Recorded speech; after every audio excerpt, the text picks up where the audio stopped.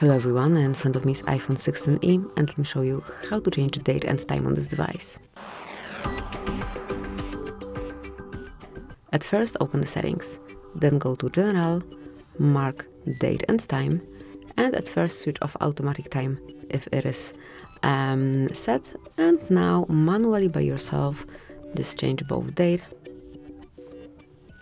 time zone also, but let me leave it for later. Then date, now go with time here,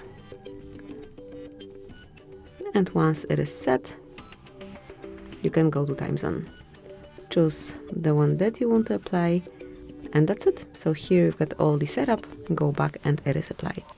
Once you want to change it again, just enroll date and time and correct it. Also, if you wish to go back to automatic setup, just mark this indicator, and that's it. Thank you for watching. Please subscribe our channel and leave the thumbs up.